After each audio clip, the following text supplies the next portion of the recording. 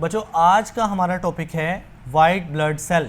जी तो बच्चे white blood cell को हम ल्यूकोसाइट्स भी कहते हैं। ठीक हो गया। अब वाइट ब्लड सेल के नाम से ये कंफ्यूज नहीं होना कि शायद ये वाइट कलर के होंगे, ऐसा नहीं है। वाइट ब्लड सेल जो वाइट ब्लड सेल्स जो है ना, WBCs, बच्चे ये कलरलेस होते हैं। ठीक है, तो वाइट नाम यानी वाइट कलरलेस को हम अक्सर वाइट कह देते हैं ना, तो कलरलेस हैं इसलिए वाइट ब्लड सेल है, मतलब कोई स्पेसिफिक वाइट इनका कलर नहीं होता। Okay, they have irregular shape, इनकी शेप कोई ख़ास नहीं होती, यानी बिल्कुल परफेक्ट नहीं होती, जैसे कि रेड ब्लड सेल की थी ना, बिल्कुल एक डिस्क की तरह की, उनकी यानी इनकी वाइट ब्लड सेल की बिल्कुल वैसी परफेक्ट शेप नहीं होती। अब वो कहता है they are formed in the red bone marrow. तो मैंने ये बात कल भी बताई थी कि हमारी बोन के अंदर बच्चे, हमारी बोन के अंदर बोन मैरो होता है। ये जो सॉफ्ट सा मटेरियल है, टिश्यू है, this is called bone marrow. जब हम बोन मैरो को इस तरह से जूम करके देखते हैं ना, तो हमारे पास एक रेड बोन मैरो होता है और एक येलो बोन मैरो होता है। तो रेड बोन मैरो जो है ना, इसके अंदर पैदा होते हैं दोनों रेड ब्लड सेल्स और वाइट ब्लड सेल्स। तो याद रहना चाहिए कि वाइट ब्लड सेल हो या रेड ब्लड सेल हो, वो कौन से बोन मैरो में पैदा होते हैं? रेड बोन मैरो के अंदर। ठीक हो गया। सो कहता है कि some white blood cell mature. ये वाइट ब्लड सेल मैच्योर कहाँ पे होंगे? बच्चे मैच्योर होने से मुराद क्या है कि जब एक सेल पैदा होता है ना, उसके अंदर अभी कुछ चेंजिंग्स आनी है ताकि वो परफेक्टली एक अपना परफेक्ट काम कर सके, और जब वो चेंजिंग्स से गुजरता है तो बाद वाले को हम बोलते हैं अब ये मैच्योर हो गया। ठीक है, सो इस तरह से वाइट ब्लड सेल पैदा होने के बाद क्या होंगे? मैच्योर होंगे। लेकिन कहाँ पे? 3 जगह हैं, बल्कि 4 जगह। Lymph nodes, tonsil, thymus, spleen. ठीक है, मैं ये चारों जगह जो है ना आपको दिखाता हूँ। जी बच्चे, सबसे पहली बात कि हमने पहले लेक्चर में देखा था कि हमारा एक सिस्टम होता है जिसका नाम है लिम्फेटिक सिस्टम। एक होता है ब्लड का सिस्टम जिसको हम पढ़ रहे हैं, और एक होता है लिम्फेटिक सिस्टम जिसको हमने नहीं पढ़ना। लेकिन इनकी चूंकि ये नाम डिस्कस हो गए ना, तो इसलिए मैं ये डायग्राम आपको दिखा रहा हूँ। देखिए बच्चे, यहाँ पे लिखा हुआ है लिम्फ नोड्स और ये लिखा है एक्सिलरी। एक्सिलरी बोलते हैं बगल के अंदर, जिसको हम आर्मपिट नहीं कहते, बाजू के नीचे जो बगल होती है, वहाँ पे आपको ये गोल से स्ट्रक्चर नज़र आ रहे हैं। लिम्फ नोड्स यहाँ पे होते हैं। ठीक हो गया। इसी तरह से यहाँ भी लिखा हुआ है लिम्फ नोड्स, और ये लिखा है इंगुइनल। ये हिस्सा कौन सा होता है? जहाँ पे आपका जो बेली है ना, जो पेट है, वो लेग के साथ जुड़ा है ना, तो उस कनेक्शन को बोलते हैं इंगुइनल, जगह है उसका नाम। ठीक है, तो वहाँ भी बच्चे लिम्फ नोड होते हैं। इसी तरह से जो लिम्फ नोड्स होते हैं सर्वाइकल बच्चे हम गर्दन को बोलते हैं। तो इन 3-4 जगह पे मौजूद होते हैं लिम्फ नोड्स। उसके बाद बच्चे एक चीज़ है थाइमस। थाइमस क्या होता है? देखें, ये हमारा चेस्ट कैविटी है, ये हमारे आप देख रहे हैं लंग्स हैं, फेफड़े हैं, उनके दरमियान में दिल यानी हार्ट के करीब मौजूद होता है ये, जिसको हम थाइमस ग्लैंड कह रहे हैं। ओके हो गया। उसके अलावा बच्चे एक टॉन्सिल स्ट्रक्चर होती है मुंह के अंदर, तो इनका बस मैंने थोड़ा थोड़ा आइडिया देना है आपको।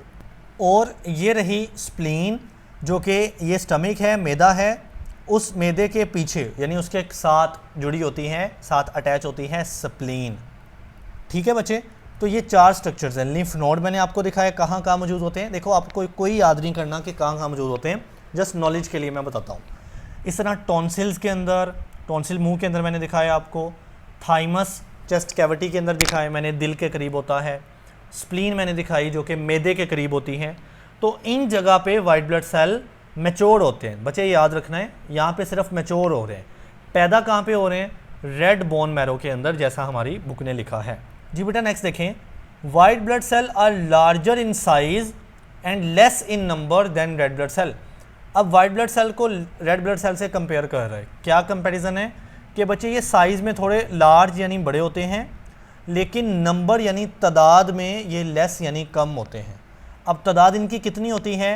7000 वाइट ब्लड सेल पर मिलीमीटर क्यूब ऑफ ब्लड, यानी इतने ही ब्लड में 7000 वाइट ब्लड सेल होते हैं। जबकि हमने रेड ब्लड सेल देखा था तो बच्चे वो कुछ मिलियंस में थे, तो it mean white blood cell कम है रेड ब्लड सेल से। जी बेटा, अब इनका काम देखते हैं कि वाइट ब्लड सेल करते क्या हैं।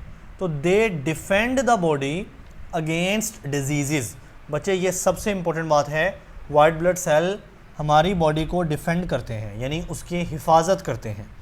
किससे हिफाजत करते हैं? अगेंस्ट डिजीज़ यानी बीमारियों से, ठीक है। तो हम इसीलिए वाइट ब्लड सेल को हमारी बॉडी की आर्मी कहते हैं, जैसे कि आर्मी किसी मुल्क की हिफाजत करते हैं। अब देखिए इनका जो लाइफ स्पैन होता है, यानी ये कितने दिन तक ज़िंदा रहेंगे, वो डिपेंड करता है नीड्स के ऊपर, यानी हमारी बॉडी को इनकी कितनी ज़रूरत है। ऐसा नहीं कि रेड ब्लड सेल जिनकी लाइफ होती है ना 120 डेज़, उनका तो बच्चे फिक्स ड्यूरेशन है ना कि तकरीबन 120 डेज़ के बाद उन्होंने मरना है। वाइट ब्लड सेल का ऐसा फिक्स ड्यूरेशन नहीं होता, ठीक है। So there are several types of white blood cell. White blood cell की बहुत सारी टाइप हैं, अब हम उसको देखते हैं। जी बच्चे, मैंने आपके लिए एक टेबल बनाया है जिसमें मैं आपको वाइट ब्लड सेल बड़ी अच्छी तरह आसानी के साथ समझा सकता हूँ, और मैं आपको कहूँगा कि इसका ना स्क्रीनशॉट ले लें, आपके लिए बड़ा काम का है। तो बच्चे सबसे पहली बात, वाइट ब्लड सेल की ना बेसिक दो टाइप हैं। एक का नाम है ग्रेन्युलोसाइट, ये भी ग्रेन्युलोसाइट है, ये भी ग्रेन्युलोसाइट है, और दूसरे का नाम है ए ग्रेन्युलोसाइट, ये भी ए ग्रेन्युलोसाइट है। यानी बेसिक टाइप की बात करें तो वाइट ब्लड सेल की दो टाइप है। एक का नाम है ग्रेन्युलोसाइट, ओके, और दूसरे का नाम है ए ग्रेन्युलोसाइट। समझ आई होगी। नेक्स्ट देखें, अब मैंने आपको पिछले लेक्चर में बताया था कि ये जो लफ्ज़ है ना साइट, इसका मतलब बच्चे सेल होता है, ठीक। ग्रेन्यूलो मतलब लफ्ज़ निकला है ग्रेन्यूल से। ग्रेन्यूल कहते हैं दाने दाने को, दानेदार को, जिसके छोटे छोटे दाने होते हैं ना। तो ये ऐसे सेल्स होंगे बच्चे जिनमें दाने मौजूद होंगे, ग्रेन्यूल्स मौजूद होंगे। तो ग्रेन्युलोसाइट ऐसे सेल्स होते हैं जिनमें ग्रेन्यूल्स मौजूद होते हैं, जबकि ए ग्रेन्युलोसाइट का मतलब है कि ए का मतलब होता है बच्चे नॉट, नहीं, ए का मतलब ग्रेन्यूल्स नहीं होंगे, साइट मतलब सेल के अंदर। तो कुछ सेल्स वाइट ब्लड सेल की टाइप ऐसी होती हैं जिनमें ग्रेन्यूल्स यानी दाने नहीं होते, ठीक। तो ये देखें, ये ग्रेन्युलोसाइट है, ये भी है और ये भी है। तो इनमें आपको ये दाने नज़र आ रहे हैं, इनमें भी दाने नज़र आ रहे हैं और इनमें भी दाने नज़र आ रहे हैं। तो ये हुए बच्चे ग्रेन्युलोसाइट, जबकि इनमें आपको दाने नज़र नहीं आ रहे। अगर आप कहें ना कि ये दाने हैं, तो बच्चे ये दाने नहीं है, वैसे इमेज में आपको ऐसा लग रहा है, ठीक है, ये दाने नहीं हैं, और यहाँ भी दाने आपको नहीं नज़र आ रहे। अगली बात बच्चे कि ये दाने कहाँ पे मौजूद होंगे, ये सेल के साइटोप्लाज्म के अंदर होते हैं। तो आप देख रहे हैं सेल के अंदर का जो हिस्सा होता है, हम इसको साइटोप्लाज्म कहते हैं ना। तो जिनमें दाने मौजूद होंगे उनका साइटोप्लाज्म ग्रेन्यूलर लगेगा, दानों वाला लगेगा। तो इनका भी साइटोप्लाज्म आपको ग्रेन्यूलर नज़र आ रहा है, इनका भी ग्रेन्यूलर नज़र आ रहा है, जबकि इसका साइटोप्लाज्म और इसका साइटोप्लाज्म आपको ए ग्रेन्यूलर नज़र आ रहा है, उसमें दाने आपको नहीं नज़र आ रहे। जी बच्चे, अब ग्रेन्युलोसाइट्स जो है ना जिनमें ग्रेन्यूल्स होने हैं, उनकी आगे मज़ीद 3 टाइप हैं, न्यूट्रोफिल, इयोसिनोफिल, बेजोफिल। ये नाम याद रखने हैं। ग्रेन्युलोसाइट जिनमें दाने होंगे उनकी कितनी टाइप हैं? 3, न्यूट्रोफिल, इयोसिनोफिल, बेजोफिल, ठीक। ए ग्रेन्युलोसाइट जिसमें बच्चे दाने नहीं होंगे उनकी आगे 2 टाइप हैं, मोनोसाइट, लिम्फोसाइट, ठीक है। ए ग्रेन्युलोसाइट के आगे 2 टाइप्स हैं, मोनोसाइट एंड लिम्फोसाइट। अब इनका काम जो है ना वो याद रखना बड़ा इंपॉर्टेंट है, इसके बगैर गुजारा नहीं होगा। कहता है जो न्यूट्रोफिल्स हैं, जो कि ग्रेन्युलोसाइट के एक टाइप है ना, वो क्या करेंगे, जब इन्फेक्शन साइट होगा ना, हमें कोई इन्फेक्शन हुआ, मतलब कोई बैक्टीरिया ने आके अटैक किया, तो ये सेल जाएंगे न्यूट्रोफिल्स और बच्चे ये उन बैक्टीरिया को जाके डिस्ट्रॉय कर देंगे, उनको लड़ेंगे, उनके साथ तबाह करेंगे एंड क्लीन अप और साफ़ कर देंगे डेड सेल्स। वहाँ पे जो सेल्स डेड होंगे उनको सफाई भी करेंगे, क्योंकि अगर इन्फेक्शन हुआ है ना तो कुछ तो वहाँ पे हमारे फॉर एग्जांपल स्किन का इन्फेक्शन है तो वहाँ पे कुछ तो सेल्स डेड होंगे ना, उनकी सफाई भी करनी है और वहाँ पे मौजूद बैक्टीरिया को ख़त्म करना है ताकि इन्फेक्शन मज़ीद आगे ना फैले। तो this is the job of neutrophil जो कि एक ग्रेन्युलोसाइट है। इसी तरह से इयोसिनोफिल जो कि अगेन ग्रेन्युलोसाइट है, इसका काम क्या है, ये बच्चे फाइट करता है पैरासाइट, पैरासाइट के साथ लड़ता है। पैरासाइट क्या होता है, ये भी इस तरह का ऑर्गेनिज़म होता है, जानदार होता है जो हमें नुकसान पहुंचाता है। ठीक हो गया। जैसा कि मॉस्कीटो एक पैरासाइट है, तो ये तो एक बड़ा पैरासाइट है ना, लेकिन और भी पैरासाइट होते हैं छोटे छोटे जो हमारे जिस्म के अंदर एंटर हो जाते हैं, तो उनके साथ कोई तो लड़ेगा, दैट इज़ इयोसिनोफिल। ठीक है, हर वाइट ब्लड सेल बड़ा इंपॉर्टेंट है। एंड कोज एलर्जी रिएक्शन या एलर्जिक रिएक्शन, तो बाज़ औक़ात क्या होता है कि हमें एलर्जी हो जाती है। तो आप समझ जाइए, देखिए एलर्जी एक अच्छी चीज़ है। अच्छी चीज़ इसलिए है कि वो भला क्यों हुई है, इयोसिनोफिल ने जाके इन पैरासाइट से लड़ाई की है और एलर्जी हुई है, जो कि हमारे लिए एक अलामत होती है कि कोई ना कोई जिस्म के अंदर मसला हुआ है। तो इसलिए एलर्जी हमें एक ना अलामत के तौर पे काम आती है। ठीक है, तो इयोसिनोफिल का काम आपको याद रहना चाहिए बच्चे, ये पैरासाइट से लड़ते हैं और एलर्जी कॉज कर सकते हैं या करते हैं। फिर थर्ड जो है ना बेसोफिल है, और ये भी ग्रैनुलोसाइट है। और बच्चे ये क्या करते हैं, ये रिलीज़ करते हैं एक केमिकल जिसका नाम है हिस्टामीन। ओके, हिस्टामीन के आगे दो काम हैं। नंबर 1 बच्चे ये इन्फ्लेमेशन करता है, इन्फ्लेमेशन यानी सोजिश जिसको हम उर्दू में कहते हैं, और प्रोड्यूस करता है एलर्जी, ये भी एलर्जी कॉज करता है। तो बच्चे इन्फ्लेमेशन भी एक तरह से अच्छी चीज़ है, क्योंकि ये भी हमें ये अलामत देती है कि जिस्म में कोई किसी ना जरासीम ने अटैक किया था, तो उसके लिए बेसोफिल जाके लड़े हैं। ठीक है, जैसा कि इस डायग्राम में मैंने आपको दिखाया, यहाँ पे जो फिंगर की टोज़ होती हैं, उंगलियाँ होती हैं, उनकी एलर्जी हुई है। तो अगर एलर्जी हुई, बल्कि सॉरी ये इन्फ्लेमेशन है, ये एलर्जी नहीं है, ये इन्फ्लेमेशन है। तो इन्फ्लेमेशन कौन करेगा, ज़हन में फ़ौरन क्लिक करना चाहिए, बेसोफिल्स करेंगे। ठीक हो गया। तो अब बच्चे मेरा आपको एक मशवरा है कि वीडियो को रोकें, तीनों के आगे ना न्यूट्रोफिल्स के जो फंक्शन है उसके आगे हाथ रखें। न्यूट्रोफिल के फंक्शन ज़ुबानी यहीं पे ना बैठे बैठे याद कर लें। अब आगे मूव करते हैं हम मोनोसाइट। अब बच्चे हम ए ग्रैनुलोसाइट के ऊपर पहुंच गए हैं। मोनोसाइट उसमें से एक एग्जांपल थी।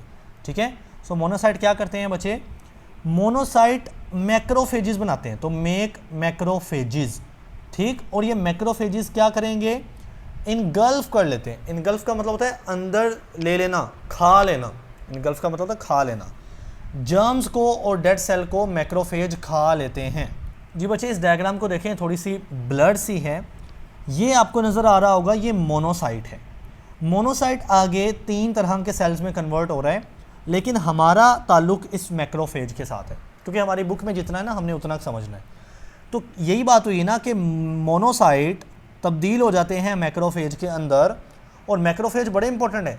ये क्या करते हैं, जो जर्म्स होते हैं ना, जर्म्स जरासीम जो होते हैं, और जो डेड सेल्स होते हैं, मरे हुए सेल्स।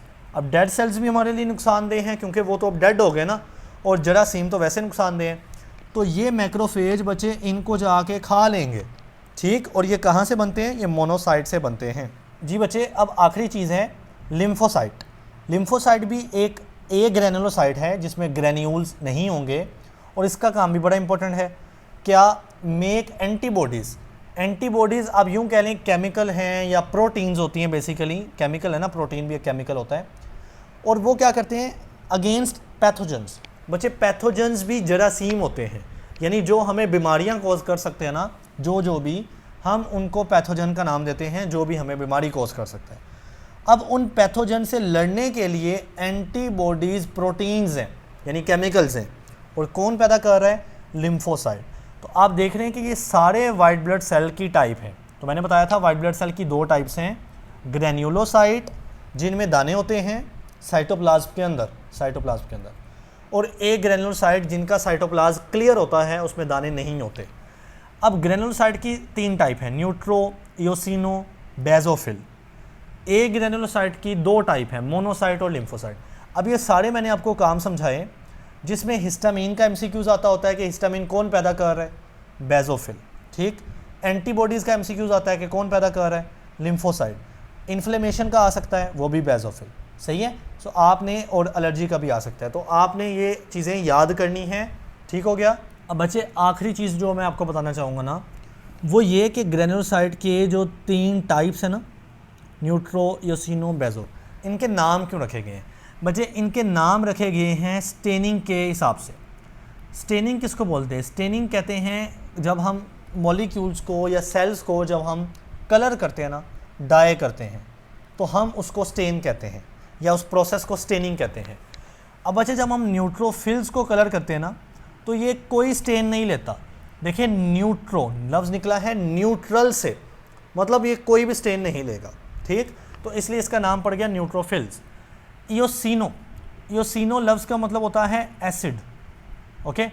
तो जब हम इसको स्टेन करने की कोशिश करते हैं ना, तो ये एसिड जो स्टेन होता है ना, उसके लिए अफिनिटी रखता है, मतलब एसिड स्टेन के साथ ये रिएक्ट कर जाता है, ठीक है, एसिड स्टेन को ले लेता है। और बेजो, बेजो लफ्ज़ निकला है बेस से, तो एक चीज़ एसिड होती है ना, एक चीज़ होती है बेस। तो इयोसिनोफिल ने जब हमने देखा इसने स्टेन कौन सा लिया, इसने बच्चे स्टेन लिया एसिडिक, तो इसलिए इसका नाम पड़ गया इयोसिनोफिल, क्योंकि इयोसिनो का मतलब है एसिड। और बेजोफिल ने स्टेन लिया बेस नेचर का, तो इसका नाम पड़ गया बेजोफिल।